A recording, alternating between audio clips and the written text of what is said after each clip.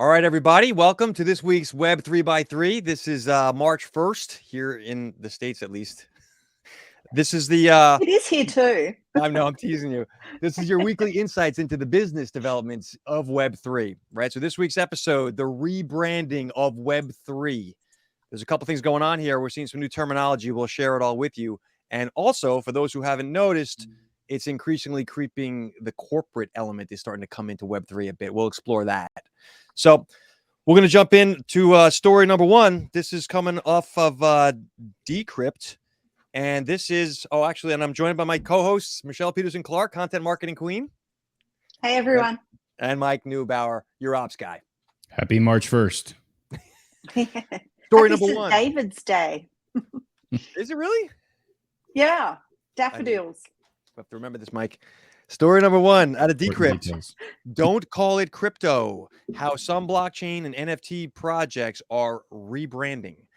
Briefly, the article talks about crypto projects are abandoning terms like NFTs, metaverse, and Web3, and they are instead substituting in digital collectibles and decentralized systems.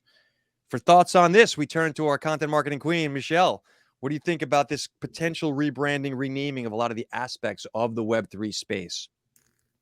So we have talked about this before briefly when we've talked about Reddit having digital collectibles and how really successful that has been for them, and that people didn't have to have their own external wallets and all of that. They set all that up for them, and people, and then they did a set of Super Bowl NFTs as well, and I think we talked about that at our show around the Super Bowl.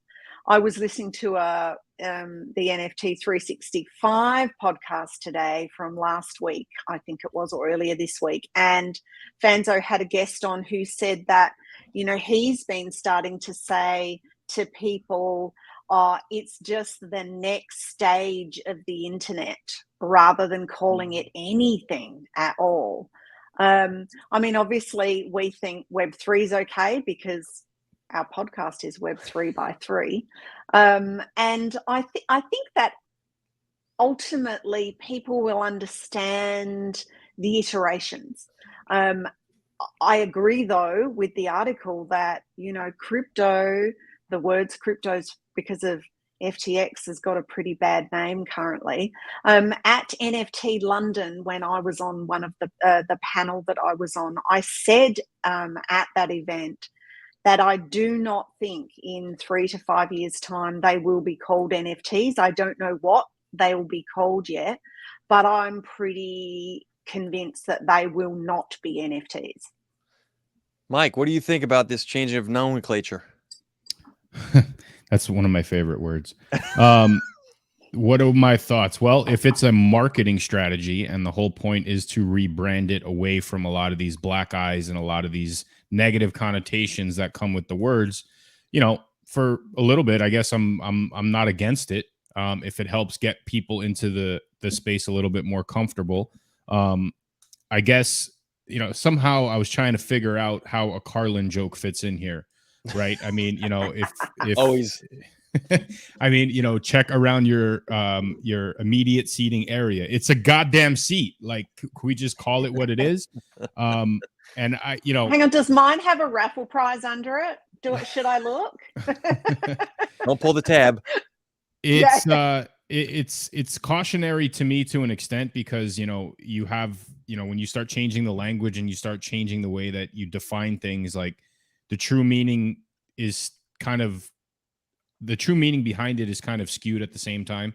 And, that might open the door for even more issues, right? So there's also the regulatory component that we keep discussing on this. Like, if we keep changing the language of certain things, do those fall under the same regulatory guidelines once they're written?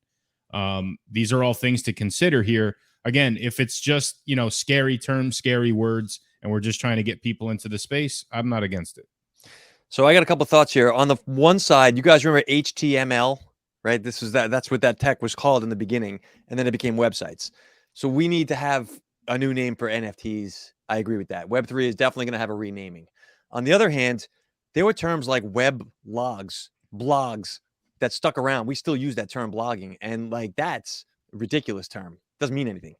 So I that could transition to vlog, right, with the video component of it. So there was an offshoot of that rebranding, I suppose, which, people kind of got right away. Once you heard that, you understood that there was an iteration of what that blog was in a video format. Right. But this changing of nomenclature, as we like to say, is going to be problematic, not just from the regulatory standpoint, but for those who are familiar in the Wall Street world right now, digital assets is referring to anything crypto asset related. So that could mean anything: crypto, NFTs, digital assets. 2 years ago, digital assets meant your content online, like literally your content marketing content were your digital assets. Yeah. So a website is a digital asset.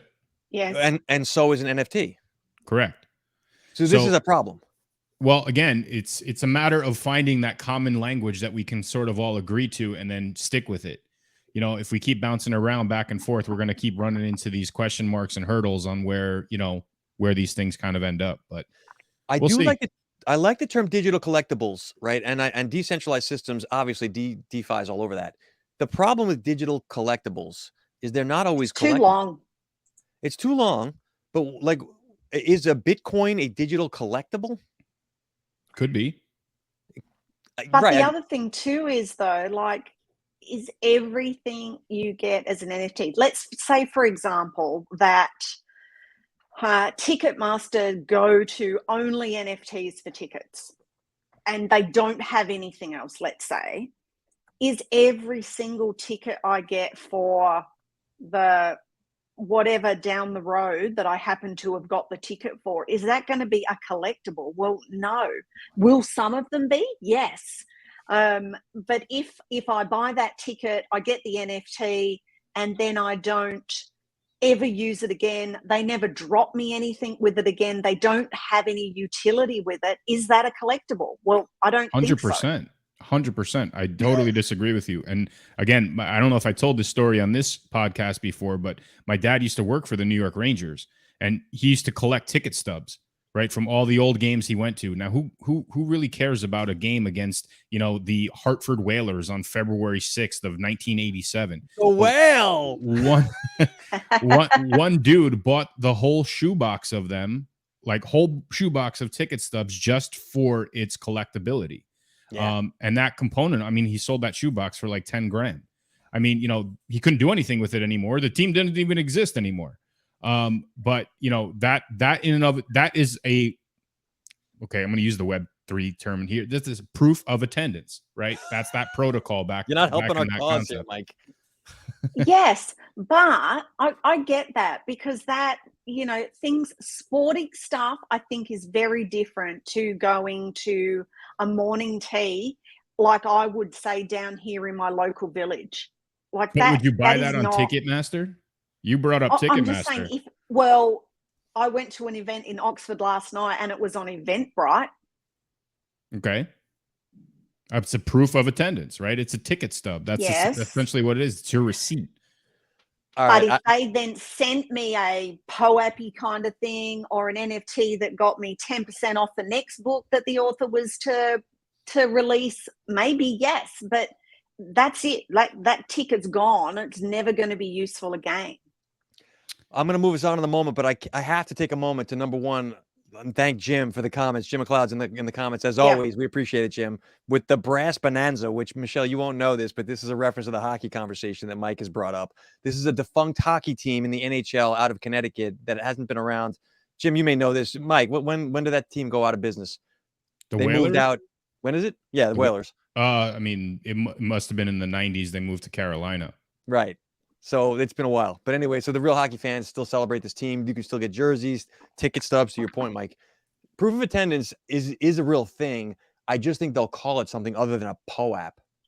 Yeah, I mean, I was just using what we kind of are accustomed to right now in all of this. But, just my final thought on this whole rebranding thing before we move on. I mean, I don't ever remember calling, websites and everything Web2 until Web3 came about. So True. No. True. But you do remember calling Web1 forums. Yeah, but it wasn't called Web1. True. Right? So like, that whole branding nomenclature, as we say, it didn't exist until there was different iterations of it. Michelle, you were going to comment on something before I steamrolled you. Sorry about that. No, that's okay. No, I was going to say I actually like the name POAP. I think that that's something that's kind of a bit catchy, and like I can imagine people at the gate of a concert or a game or whatever going, "Have you got your POAP?" Shout out to Because I Frank. think it's actually quite. Sorry, Shout out Mike. to Frank Linacho. He loves that word too. Yeah, but like I think that's something catchy like that is. I think is much better than like if you got your NFT, like it's sort of a bit. So to your point, Michelle, POAP, the last P standing for protocol, is a technology term that has a nice little cute little acronym. It works. It's a word. Whereas opposed to say something like HTML isn't really a word. And it is also doesn't an acronym. flow. So yes, Jim's right. Jim said that POAP is like blog. It's a silly word. I agree. And look how long blog has stayed around. Not as long as the POAPers will. Moving on. Maybe not. Second story is actually 3. There's a theme that I'm sensing, and I'd like to get your guys' opinion, and anyone in the audience is welcome to comment. This is going to speak to what I believe is the creeping in of corporate into Web3. They're not going to make the fanfare brass bonanza announcement, but they are quietly sticking their toe in the water. Story number 1, Spotify is testing playlists that could be unlocked by NFT holders. So Spotify is basically testing the concept of token-gated music by band. Like you can have a special playlist by band X, and only the fans that have these tokens can access that music. And right now, this is only going to be available in the US, UK, Germany, Australia, and New Zealand. So, Michelle, you'll have to tell us how this is. I'd love to hear your thoughts, Michelle, first, and then Mike, we'll go to you.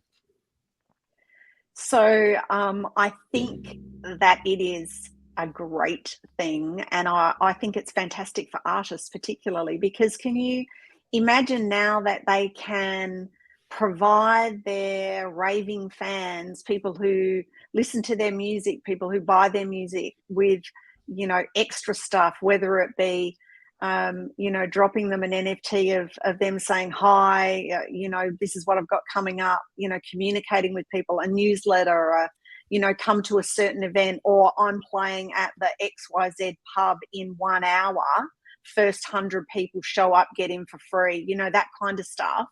The article talks about the group called Kingship, having an exclusive playlist, and people who are Kingship key card holders, which is their name for their NFTs, get this token enabled playlist. Now, Mike can talk to us in a minute about how that would work from a technical point of view, but I would imagine that there would be a lot of record company executives sitting in their offices at the moment going, okay, what do we do about this? Because I'm seeing Kodak and Blockbusters in this. Yeah, I agree with this. I like where you're going with this. Mike, what do you think about this? I'm going to take actually a different approach to it, and claim that yes, this is another just practical use case of using the marketing tool, but it's also re-centralizing the elements that are designed to be decentralized, right? That same band could easily launch their own NFT. They don't need Spotify. They can easily provide that super secret list and provide that first 100 guest list to anybody that follows them and has their NFT without Spotify's interaction with it. So I think that your last comment about the record companies and the executives and all this other stuff, this goes counter to the artist's ability to utilize the technology without them.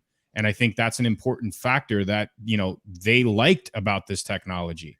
So, Mike, this is our recurring theme of centralization versus decentralization. Is a separate issue from corporate wanting to be in Web3. Well, corporate is going to enter into Web3. Again, it's just a matter of how they're going to be able to leverage and utilize that. My argument is that with the technology component behind it, and you asked about the token gating component, like that Kingsman or whatever that band is called, they can completely bypass Spotify. And yes, maybe people will start looking up other elements on Spotify of their music, but they can provide that exact same experience to their loyal targeted customer base, the ones that will purchase the NFT and support them without the use of Spotify or its platform. So I agree with that. However, at the moment, Spotify have the audience. Spotify have the people who are on every day listening to music or whatever. If Spotify are promoting them in this particular way, ultimately, I agree with you. I think that they could have their own, and they don't need Spotify at all. But, you know, some artists tried to get off of Spotify and, you know, look what happened with that.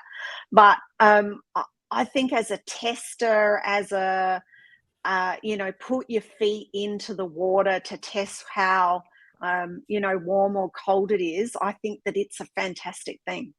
So, Michelle, you mentioned the point that Spotify should be promoting in their own way. And that harkens back to a story we did a few weeks back with RAC, this Grammy artist who's upset that the record labels weren't doing enough to promote and so sold directly to his fans. The point is, what will a Spotify do to promote these bands when they have a token gated thing? I kind of feel like these centralized entities that Mike's referring to, like Spotify, are not going to care. I don't know. I mean, I'm not. We're all rooting for the same thing, which brings us to story number 2. I think that's. Sorry, I'll just say on that. No, please. I think though that Spotify are going, hey, let's see how this might work, and they're going to let a few of them do it before they work out how the Web3 strategy can work for them.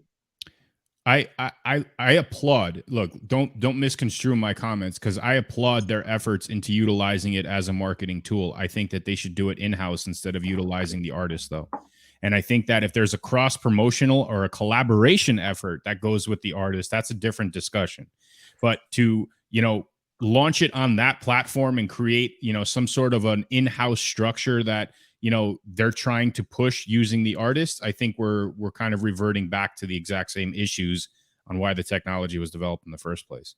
So for those who may remember this, Gary Vaynerchuk partnered with K-Swiss Sneakers. You guys remember this for the entrepreneurial shoe sneaker of the year, whatever, a few years ago? I don't know how much K-Swiss, which was, let's be honest, not the most premier brand at the time, did to promote Gary's thing. That was the Gary show, taking off his sneakers on stage during speeches. So I think we're going to see the similar dynamic. The bands have a token gated, cool little widget a la Spotify, and it is going to be on the Pearl Jams or whomever to get this out to the fans. That's what I think will happen, which brings us back, Mike, to your point. In the 1950s, the record labels didn't really do much but sign you, and then Elvis had to go on tour. Yep. So story number 2, Polygon blockchain doing serious business with companies like Starbucks and MasterCard. For followers of this show, they will know we've talked about this quite a bit. MasterCard has recently launched a Web3 incubator with the layer 2 blockchain Polygon, and they're going to be helping connect artists with the fans.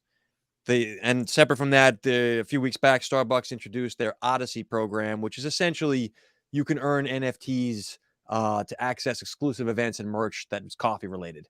So these things we're seeing Starbucks, MasterCard, I mean, a long list, Budweiser, Nike. There's an endless number of companies that are dabbling in this, Dunkin' Donuts. And I think that we're starting to see more continue to do it, which means it's working. Now, it's not driving huge revenue, but I'm curious, Mike, from your perspective, 1, the technology integration, and 2, do you think this is a blip or trend, a desperation play because we're in a downturn, or is this really going to happen? Many moons ago, when we first started talking on this podcast, we mentioned that at some point there's going to be a fork in the road on which blockchains cover which industries. I think it's pretty clear that Polygon is becoming the loyalty rewards and, you know, customer appreciation blockchain. The reason is for a number of reasons, but number 1, it's backed by Ethereum. It's a layer 2 of Ethereum. So right away that has credibility. Number 2, there are a significant amount of inexpensive transactions that can occur.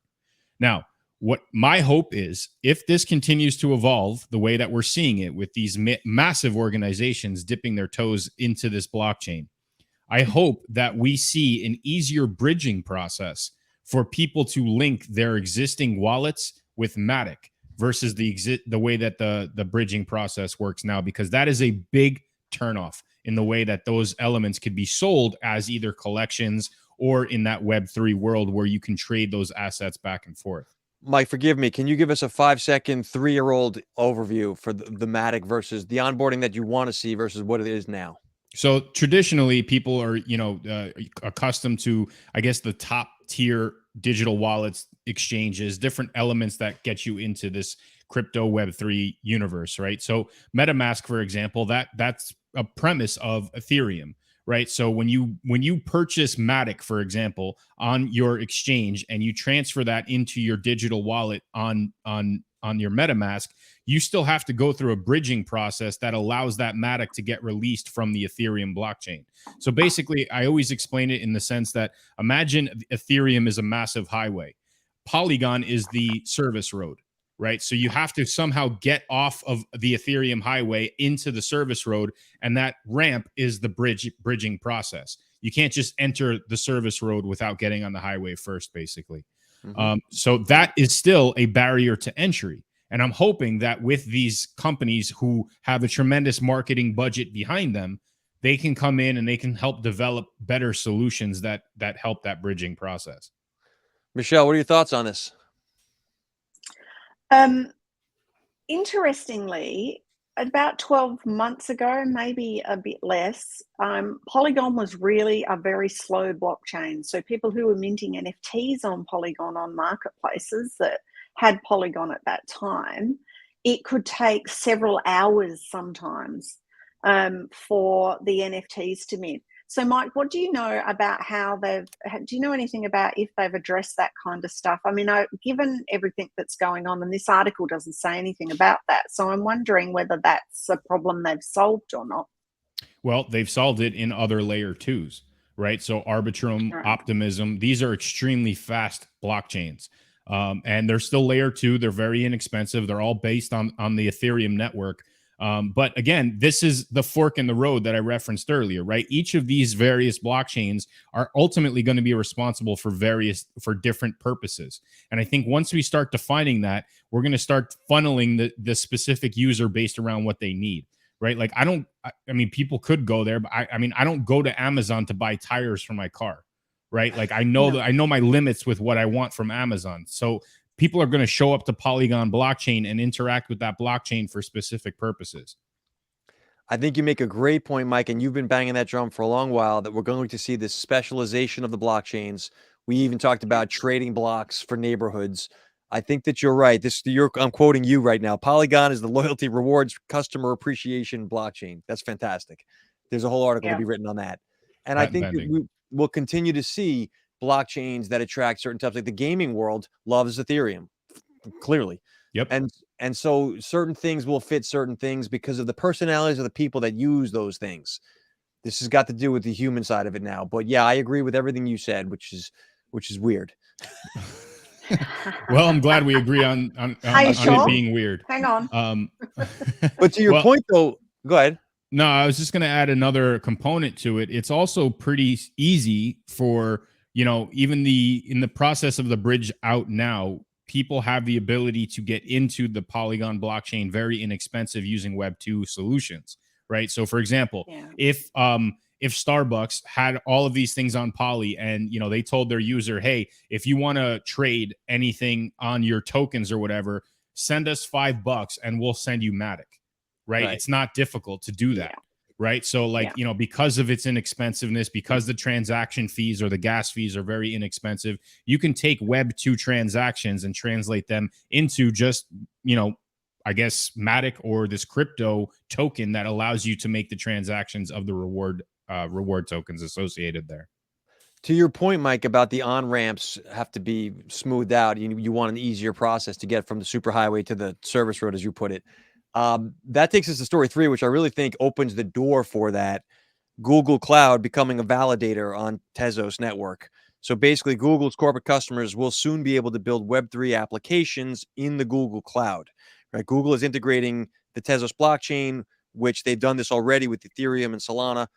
Google is planning for a world where Google's Cloud's customers can do stuff in Web3 through the Google infrastructure. And I think that's what you're talking about, Mike. Am I off base thinking that this might potentially be a solution? Sorry, I was looking for my tinfoil hat. No. Hey, Mark, I want to know why Google aren't doing Google Chain and having their own. Well, that's kind of where I was going with this, because, you know, first of all, maybe they're planning to acquire Tezos, so I don't know, but I think this is just, and again, history speaks volume here, but this is just another application of Google trying to rein in control over what this brings. And I think that their whole mining solution on data collection and what these trends are going to segue into their ad selling platform to try to target audiences based around specific things. But there's also a massive security risk here, right? Like, you know, the whole decentralized concept of protocol validation and, transaction validation. It's designed to use these separate nodes. If all of that is under the same umbrella and that gets hacked, then what?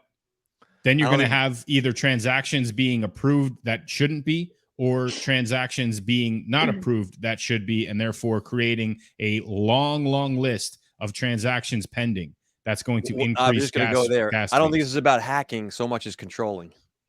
Well, that's, again, where my tinfoil hat comes into play, because I don't trust Google for anything, well, let I don't alone think it's a tinfoil hat to think that a big company wants to maintain control of the data on its network because it can then monetize later. That's not, I mean, Facebook has proven this. I have no problem with Starbucks or MasterCard issuing these loyalty or reward tokens that they can figure out how to utilize for additional marketing purposes. When you start controlling the process of the technology, which is what Google's attempting here, that's where I start asking more questions. Well, firms like Amazon Web Services and Google basically are that's the whole internet, right? That's the infrastructure that runs everything. They're right next to them on that shit list. So, you know. And as we've talked about before, probably 99% of Web3 projects are running on AWS servers. Well, It depends on how, right? Like, you know, again, the whole decentralized concept, IPFS is still a very utilized platform for storage, not necessarily AWS in this case, right? So, you know, the IPFS, the Interplanetary File Storage System, which, you know, is reliant, it's unhackable in the sense that, like, you know, the string of code that goes behind each of the elements, it's not centralized. Like, there's a lot of benefits that go with that concept. Now, in the age of, or the evolution of this no code solution that we're trying to uncover so more people can get into this without being certified software engineers or computer engineers, I mean, obviously there's going to be other systems in place put together by AWS where storage capacity is held there because it's easier. People are already comfortable with it. The linguist in me has to point out that interplanetary means between separate planets. But you're correct. That's what it stands for. Is it inter or inner? No, it's inter. You were right. You nailed it. Anyway, Michelle, what do you think? Is this Mike wearing a tinfoil hat, or is this a good thing that Google's going to solve problems for us? Oh, I think Mike might need to share his tinfoil hat with the rest of us. Look, I when I was reading it, I'm like, okay, yeah, this is them wanting to have a finger in every pie, but I want to know, when are they going to roll out Google Chain or Google Web, or I don't know what they're going to call it, but because ultimately I think that they're either going to buy up all the others and just either get rid of them or form them to make their own, or they're going to create their own and then want to have everybody use it. And, you know, to be perfectly blunt about it, I'm going to bring this right back to the whole business element of this, right? Like, it's shocking to me that, you know, even in the public facing side of it, you can have an internal blockchain for these massive organizations. And I think that internal blockchain, which again is just a sequential series of transactions, right? That's all it is. Whatever those transactions are, if they're monetary or if they're just a ledger-based concept where different things are itemized and documented, it's a consistent system. And that consistency could actually be implemented in these organizations on the back end. Not every blockchain needs to be public, but it's a record-keeping process that is immutable, number one, right? Like, nobody can mess with it. And number two, it's auditable, right? It's very easy to audit, and it sets a standard protocol where people from all over the world could easily figure out how to use that same filing system.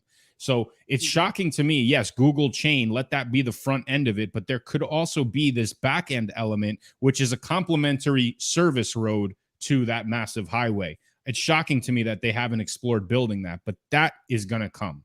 So I'll give you a little bit of insight behind the stock market trading scene. There's a network called the Financial Information Exchange Protocol. FIX is well known. That's the connectivity between exchanges and how institutions trade, equity world. The point is, who owns these networks makes more money than the people buying and selling on the networks, right? This is not surprising to anyone that follows Amazon's business model. I can see Google doing this as the infrastructure play on which everyone will operate. And then if they want to build it, they can. But more likely, Mike, I think you even said it, they'll just buy whomever they need to. This is them being smart and strategic. I think that they are going to be helpful. They will create easier on-ramps, but nefarious is probably too strong of a word, but I would imagine that there's some strategy behind what they're doing. So that still, regardless, whether we hit tinfoil or not, Spotify, Starbucks, MasterCard, Google. I just pulled this, by the way, while we were chatting. Spotify's market cap is $22 billion. Starbucks, $116 billion. MasterCard is $336 billion. And Google is over $1 trillion in market cap. So these are not small companies. You never heard these types of companies dabbling in Web3 a year ago. So I think regardless, the business of Web3 is proving itself. I think we're seeing it is attracting the interest and talents of very major organizations that are going to make things easier in the short term. Now, the longer term, Mike, I think you're right. Michelle, you agree. There's a centralization versus decentralization conversation that has to come to a head. And maybe that segues back to our original topic here of just changing the language so that it's a little bit more user-friendly to their targeted audience, still leveraging the technology. But again, I guess like us being in the weeds on this whole technology at this early stage, because we are very early still, right? Like I think we have to kind of remind ourselves on that. We still get the opportunity to sit back and say, hey, that's not correct, when they do launch it and call it something that it's not and try to brand it that way. Right. So again, it's going to evolve, right? We've seen the evolution. We've seen how it transitioned from, this very computer linguistic, concept and technology to these acronyms like FOMO and hype and all these other things that are associated with the marketplace. And now this ease of transition into this comfy language that people like, and obviously having corporate backing behind it. That makes you a poapologist. A what? A poapologist. Ologist, yeah.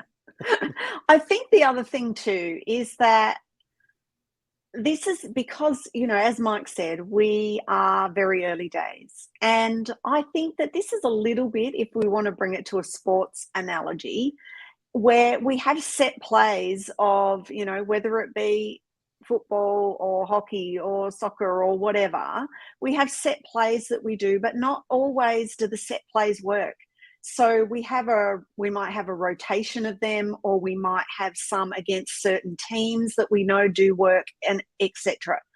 Some of what we are seeing now, I think, is larger businesses going, okay, we want to get into this. We're not 100% sure yet about which door it is we should walk through.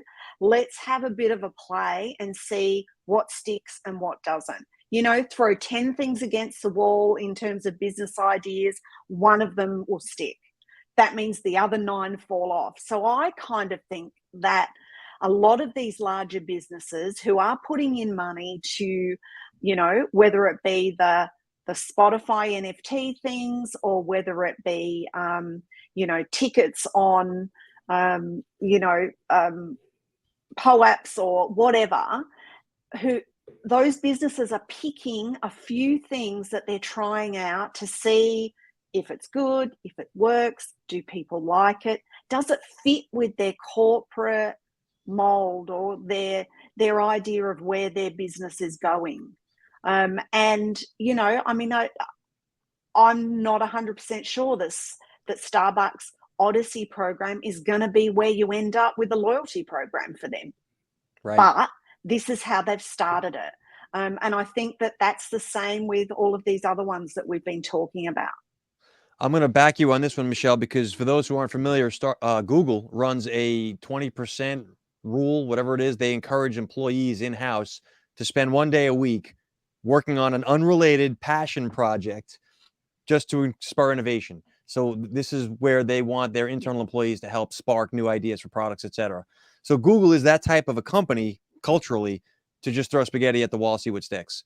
And that's kind of it when people come up with the ideas. But yeah. Yeah. How do you feel about it, Mike?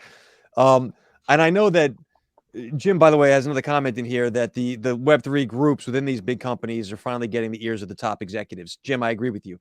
Web3 was a non-factor inside a company like Google 2 years ago. Right now, there's a lot of companies that are thinking, well, how do we make money from this? Right? Clearly it's real. It hasn't gone away. Meanwhile, they don't know how to tap it. So, Michelle, that would be what they would do, is what you just described. Let's give a go and see. Does the Odyssey program last long term? Probably not. But listen, we take our learnings and we build from it. Mike, I feel you when you say you trust a Starbucks or a Dunkin' Donuts to roll out a loyalty program, but you don't trust when you're controlling the technology. But we already know how these Web2 companies work. Correct. So, and again, this is the fear that I'm sharing, right? Like, this is the whole reason why this evolution of this type of thing has happened. You know, these conglomerates were just devouring every single bit of competition. I don't know if we'll get to it, but you know, when we get to it later, there was another article that was posted in the topic list today about Snapchat. You know, like, what is Snapchat? What did it provide to the world, and how did it just completely become on the back burner, I guess, from other social platforms? They didn't protect their technology, and Instagram came in and jacked all of it. And, you know, they were like, you don't like it, come after us. And, you know, what are you going to go toe to toe with this massive conglomerate who has endless resources, legal and financial?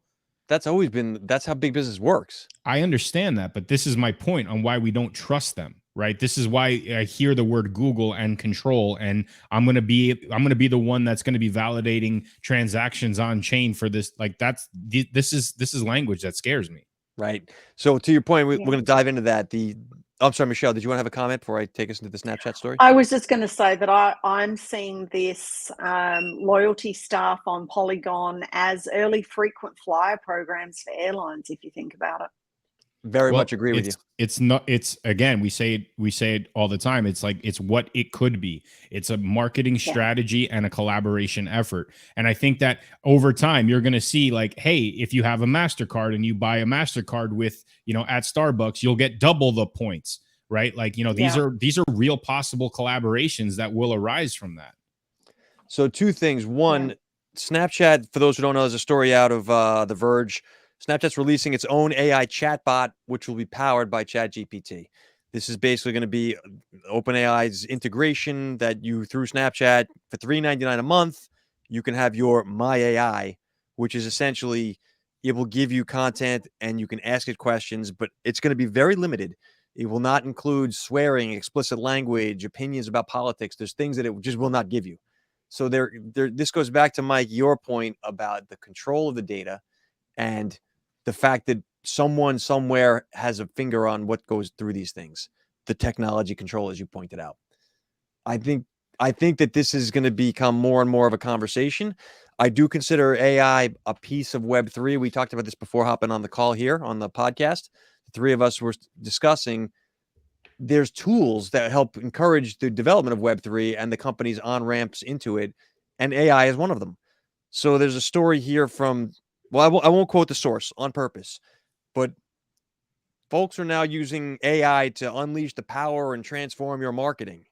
And what we're seeing is the spread of AI-powered marketer training courses. So for 12 sessions and $1,000 over 6 weeks, you too can learn how to run an entire marketing campaign in days instead of weeks. And I'm going to quote from the unknown source here: the standard for a high-performance marketer is no longer quality, it's speed. That didn't sit right with me. Michelle, as the content marketing queen, I'd love to get your input first. Look, it's we've talked about it a number of weeks where, you know, you've got all these, you know, I'll show you how to earn $1 million sitting in the lounger by your pool, and, you know, follow me and give me $99 for my course, and you too can do this, live the same kind of lifestyle. It's a bandwagon and everyone's jumping on it, and the people in question are no different in that regard. However, that said, I know some of these people and have had discussions with them about being left behind in Web3, and they haven't touched it yet at all. So they haven't talked, they don't have a course of how to market in Web3 or crypto marketing or whatever. They have not touched it with a barge pole, but they now have an AI marketing course. So that's an interesting thing in terms of a business strategy for them as well. Yeah. Mike, what are your thoughts around AI as the periphery of Web3 and what's going on with it right now? Well, interestingly, I find it ironic that you didn't source or didn't quote the source of that article, because the first thought that went through my head was that was written by AI, right? That was an article written by ChatGPT. And I didn't want to torch anyone here. That's why I didn't quote it.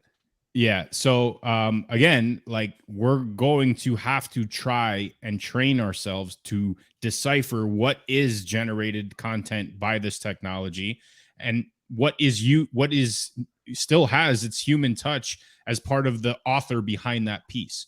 Right. And, I'm not suggesting, like, again, any tool can be useful. Right. But if the only tool you have is a hammer, everything looks like a nail, to quote Juan Palomino on that.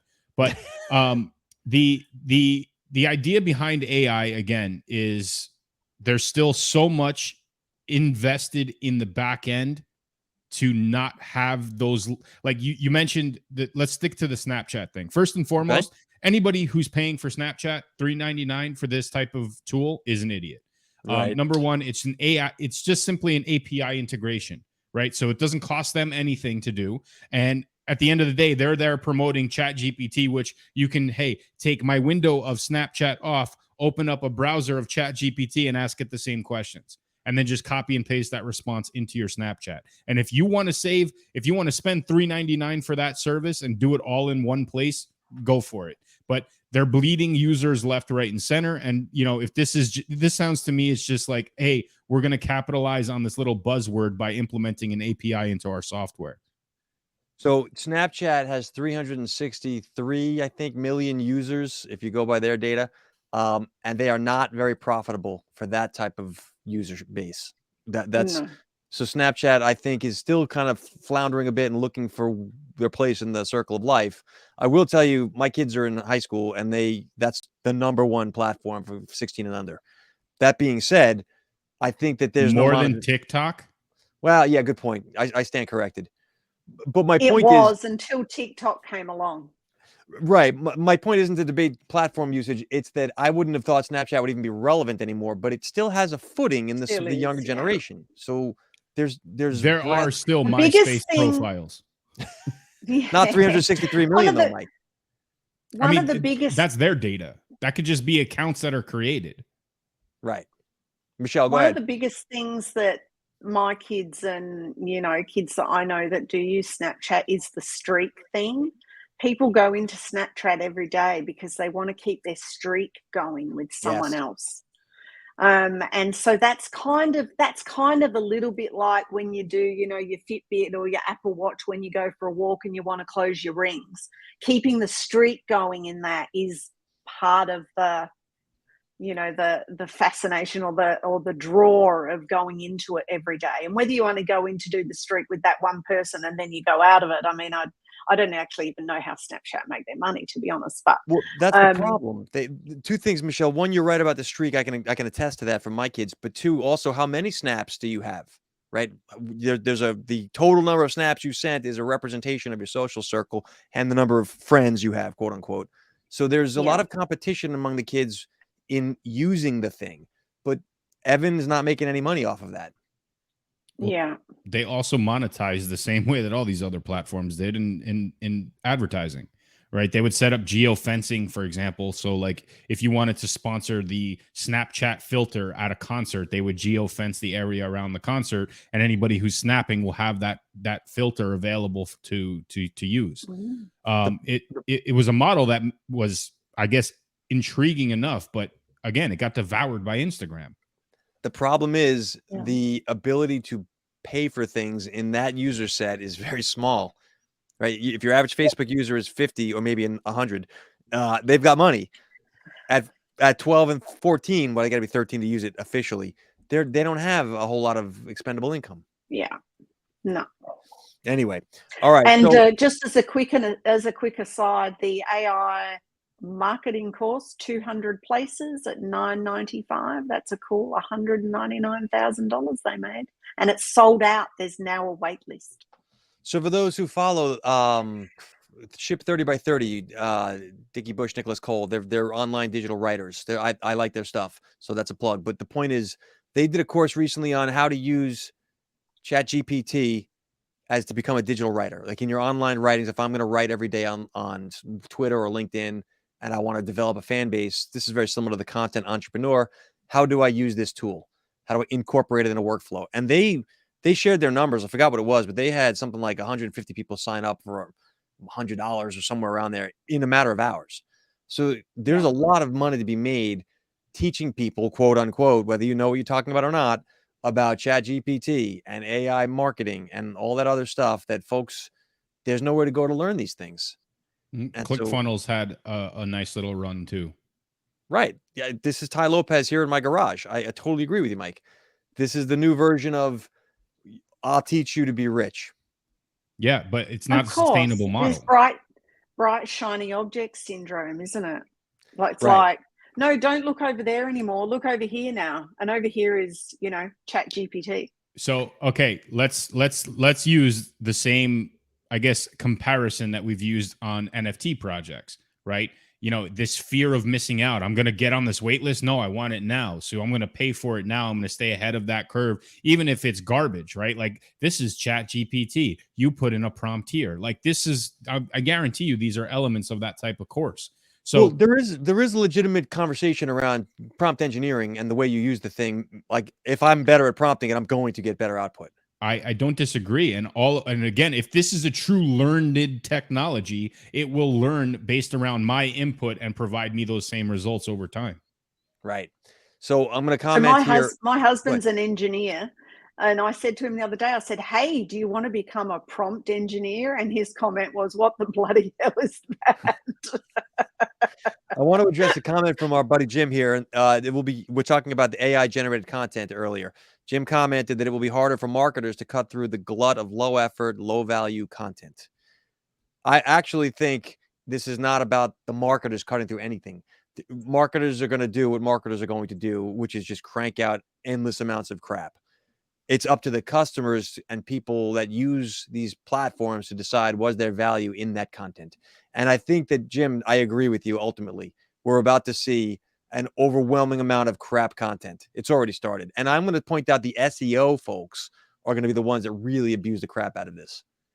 And that's one of the major use cases for AI at this point, right? Like it's SEO, it's SEO functionality, how to code different elements on the back end of a site, how to make a specific blog post or blog article optimized. Like this is a very, very prominent use case for what it offers now. It's because, look, a lot of people don't truly understand what SEO is. I mean, it's training an algorithm that you exist. That's essentially how it works. And if you can use an algorithm that trains an algorithm, you expedite that process, right? I mean, traditionally, even if you have the framework and the foundation set up on the back end of all of your digital assets, your social media marketing, your paid advertising, your websites, the turnaround time to start seeing those types of results and hits on on search engines is anywhere between 6 and 8 months. And there's costs that go in that time frame.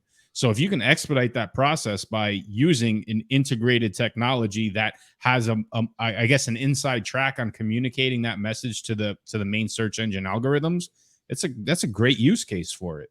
Yeah.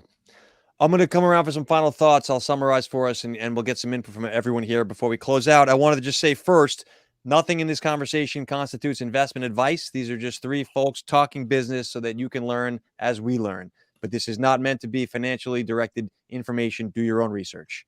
This episode is sponsored by Invictus Communication, helping financial technology companies build their brand on the digital platforms. And so the themes that I saw were don't call it crypto, blockchain, NFTs, rebranding, we're seeing the terms decentralized systems and digital collectibles more frequently being used as substitute words for things that we would previously know as projects, initiatives, collabs. And so the NFTs are going through a transition. Along with that, we're seeing a growing number of corporate companies that are doing things in the space. Starbucks, MasterCard, Spotify now this week. So they're recognizing there is a marketing angle, and they can build and drive business elements using these tools. So I will ask first, Mike, we'll start with you. What are your thoughts on the themes we're seeing this week, the rebranding of Web3, corporatization, et cetera? I mean, to put it very simple, it's one step closer to the app that makes you waffles, right? And, I think that if people get comfortable with whether the nomenclature changes or the onboarding process, or that there's companies and brands that they recognize and have in their wallet, or they go and grab a coffee from every morning entering this, the ease of comfort for people to enter the space is going to increase. I mean, companies like that had websites before most people had computers to go to those websites. But once they got those computers, they went to those websites, and then they were able to bridge that technology with whatever that marketing effort was. This is a reinvention of that same wheel. Interesting. Yeah. Michelle, what do you think about the rebranding of Web3 and corporate coming in? Well, it's interesting. I have been seeing a lot this week about NFT Paris was held over the weekend in the Grand Palais there, where the main conference room had the Eiffel Tower in the background through the glass windows with the stage and stuff. Unbelievably impressive setup. There were kilometer lines to get in. You would not have thought that the NFT space was in a crypto winter right now, given the lines and stuff. And one of the things that I heard that came out of it was that one of the older, as in, I don't think he's older in age, but older as in been in the space a long time, Frank DeGod said that quoted by a number of people, said on stage during one of his sessions that when I first got into Web3 a few years ago, I thought the idea of building a community was bullshit. And he said, and now I know that everything else but your community is bullshit. Yeah. So I think that it's great that large brands and businesses get into Web3, and that they do their NFT projects, and they do their loyalty programs, and they do whatever it is that they want to do on the blockchain. But if they forget about the people, their customers, their clients, those that they need to take on this journey with them, then none of them will be successful. And the technology allows them to have those customers and that targeted audience hold them accountable. Good point. Which is exciting. Yes. I wrote a piece maybe a couple years ago now about the evolution of marketing. And if you go back to like the 80s, 70s, marketing was about the product itself. Like the marketing described the product. Snap, crackle, pop, have a Coke and a smile. By the 90s, 2000s, it became service, right? It was absolutely had to be there overnight. And there was all how you felt in using the product. Right? You're in good hands with Allstate, that type of stuff. Now it's totally community. People don't fall for the service as much. They expect it. People don't care about the product. I'll support a crap product if I love the person issuing it because I want to support the person, right? I don't think the case with sneakers was so great. I think that people like Gary V. So my point is, Mike, you're right. These tools now enable companies, and they're recognizing that. They see that a community will carry them in a recession. And what we're seeing this crypto winter, I'll actually draw a slight distinction, although they're related. Web3 and the tools to build your business, it's almost irrelevant what's going on in the crypto world, meaning in terms of market valuations in trading markets. Sure. So the tools persist. This is a real way to build loyalty. People that want to give you the money, give them an opportunity to do that. So that being said, this has been this week's Web3by3. I want to thank everyone for sticking with us. Jim, you're always there. We appreciate the questions. We will be back next week, every Wednesday, 4:00 Eastern time. Feel free to hit us up. If you guys want to, we would love it if you could subscribe on LinkedIn. Web3by3 is our page. And we'll see you guys next week. See you next week. Peace. Bye.